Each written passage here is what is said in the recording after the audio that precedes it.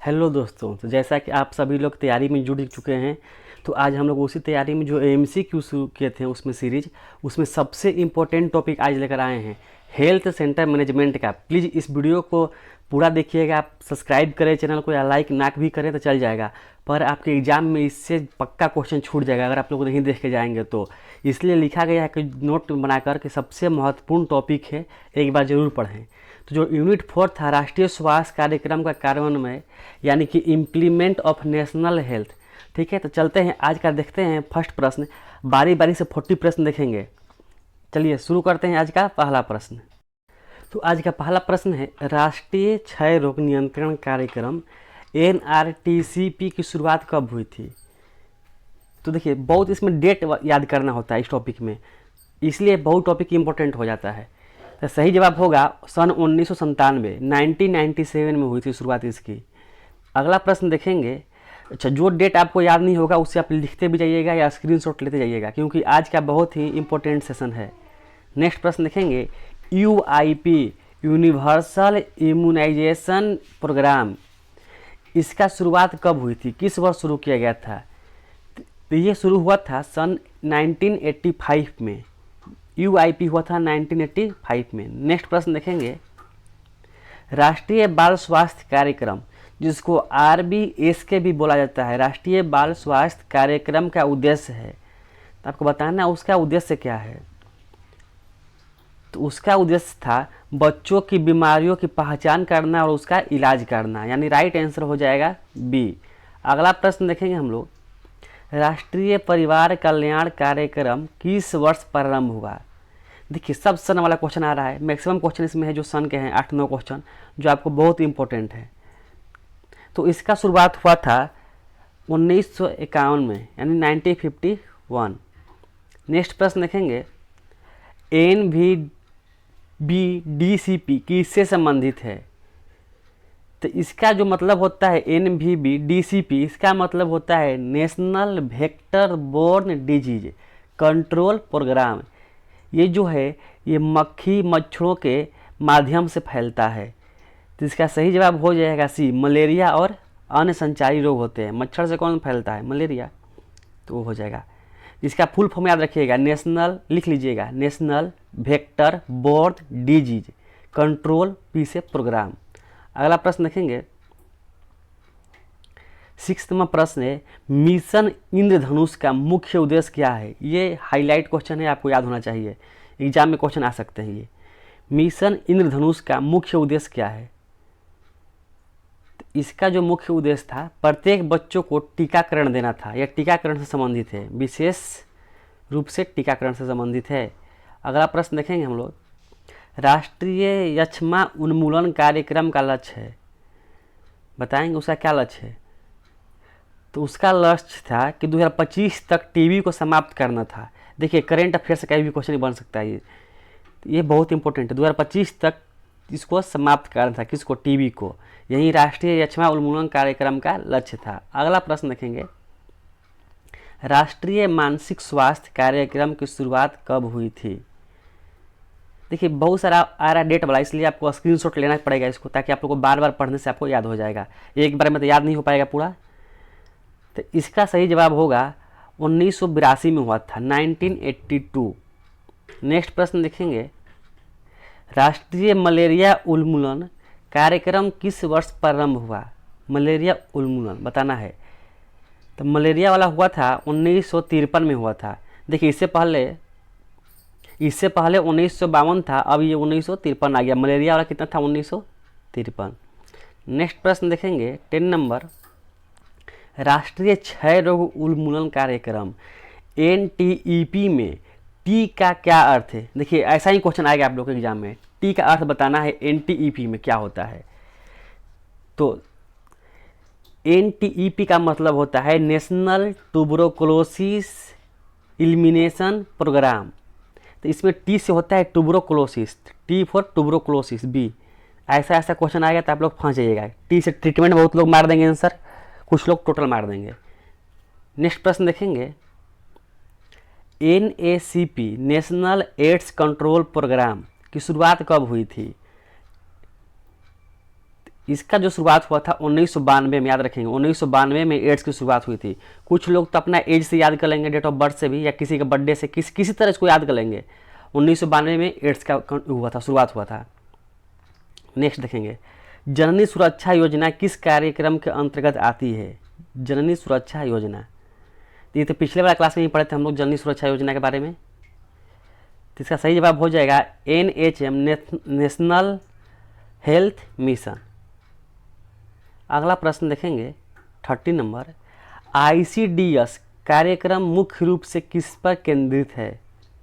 ICDS देखिएगा, ICDS का जो फुल फॉर्म होता है वो होता है integrated child development service. Integrated child development service, तो ये होता है मुख्य रूप से गर्भवती महिला और 0 से 6 वर्ष के बच्चों के लिए होता है। तो ऑप्शन हो जाएगा C। देख रहे हैं कितना अच्छा क्वेश्चन है। नेक्स्ट देखेंगे, राष्ट्रीय तंबाकू नियंत्रण कार्यक्रम की शुरुआत कब हुई थी? राष्ट्रीय तंबाकू नियंत्रण, तो तंबाकू वाला हुआ था 7 में, 2007 में हुआ था इसका। नेक्स्ट देखेंगे, IMNCI का उद्देश्य है। तो IMNCI जानेंगे क्या होता है, इसके बाद उद्देश्य जानेंगे। तो इसका उद्देश्य होता है बच्चों में मृत्यु दर कम करना होता है, बच्चों में जो उसका मृत्यु दर को कम करना होता है, IMNCI का उद्देश्य। नेक्स्ट देखेंगे, राष्ट्रीय ग्रामीण स्वास्थ्य मिशन शुरू किया गया था। बहुत अच्छा प्रश्न है, ये सबको याद होनी चाहिए। राष्ट्रीय ग्रामीण स्वास्थ्य मिशन 2005 में शुरू हुआ था, सन 2005। नेक्स्ट प्रश्न देखेंगे, आशा को नियुक्त किया जाता है किसके तहत? ये 4 संस्थाएं हैं, किसके तहत आशा की नियुक्ति की जाती है? तो सही जवाब हो जाएगा ऑप्शन ए, NHM के तहत, नेशनल हेल्थ मिशन के तहत। नेक्स्ट प्रश्न देखेंगे, NPCDCS क्या उद्देश्य है? तो सबसे पहले हम लोग इसका फुल फॉर्म देखेंगे। N से होता है national, P for programme, C for prevention, C for control of cancer. यानी बहुत देखिए, ध्यान से पढ़िएगा, national programme for preventing and control of cancer, diabetes, cardiovascular disease, यानी राष्ट्रीय गैर संचारी रोग नियंत्रण कार्यक्रम इसको बोलते हैं। इसको इंग्लिश में NPCDCS बोलते हैं। तो इसका मुख्य कार्य क्या है, इसका उद्देश्य क्या है? तो इसका उद्देश्य था कैंसर, मधुमेह और हृदय रोग।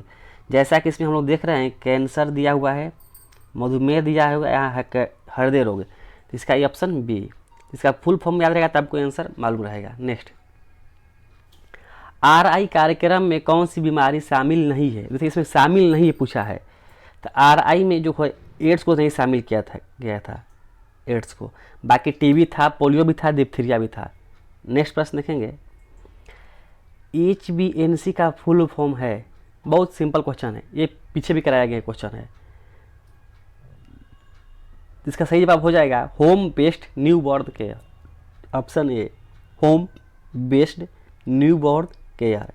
अगला प्रश्न देखेंगे, एकीकृत रोग निगरानी कार्यक्रम IDSP का उद्देश्य है। एकीकृत रोग निगरानी कार्यक्रम का उद्देश्य बताना है, क्या उद्देश्य है उसका। जो प्रश्न आपको नहीं आ रहे हैं उसका स्क्रीनशॉट ले लेंगे। तो इसका उद्देश्य है रोग किस समय पर पहचान और उसका नियंत्रण करना, ऑप्शन ए हो जाएगा।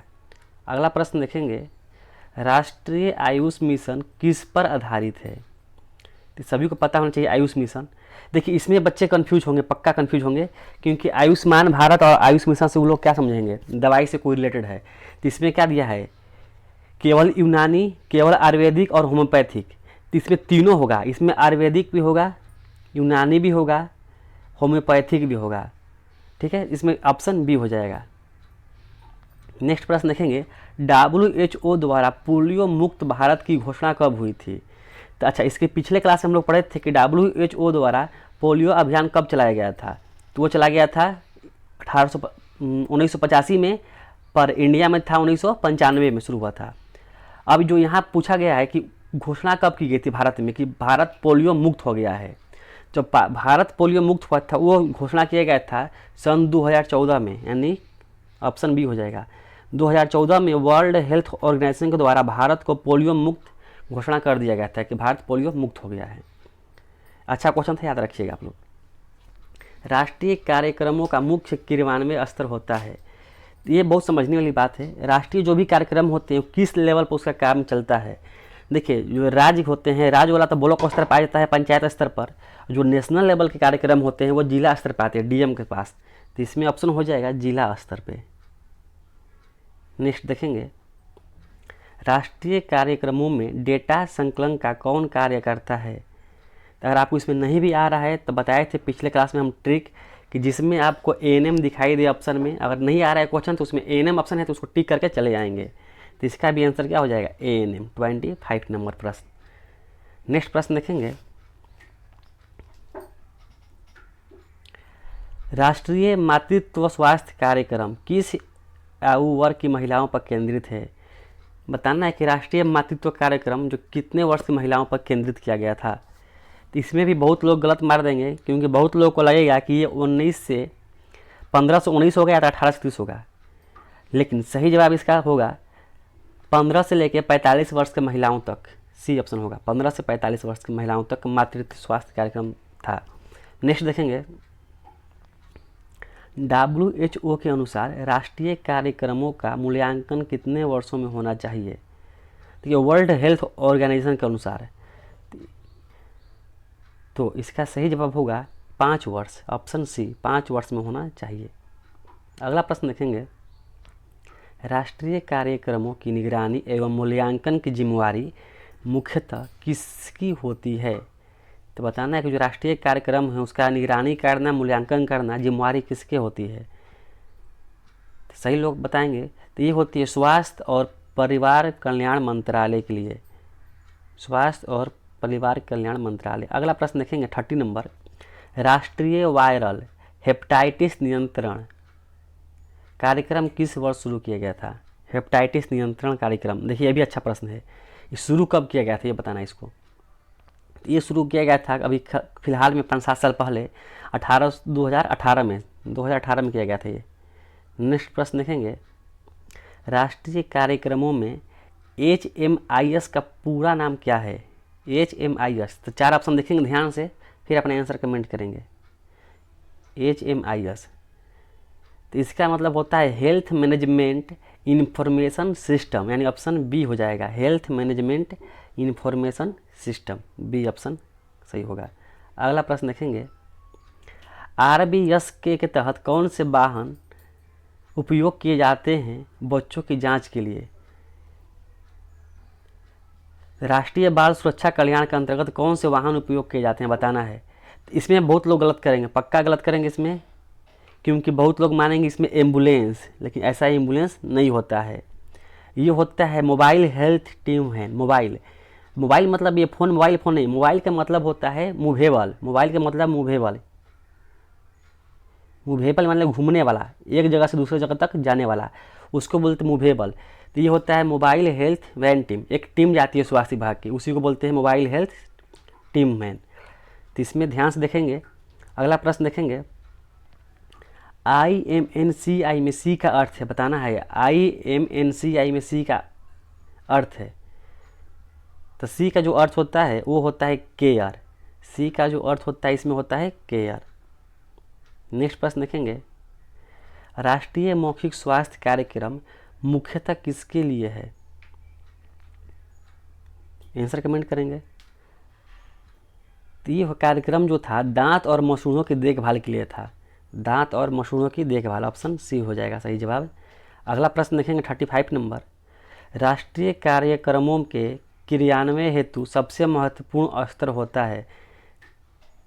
बताएंगे, राष्ट्रीय कार्यक्रम पूछा गया है तो इसका सबसे महत्वपूर्ण स्तर होता है PHC, प्राथमिक हेल्थ सेंटर, स्वास्थ्य उपकेंद्र। नेक्स्ट देखेंगे, राष्ट्रीय एड्स नियंत्रण संगठन का संक्षिप्त नाम है। एड्स नियंत्रण संगठन का संक्षिप्त नाम क्या है।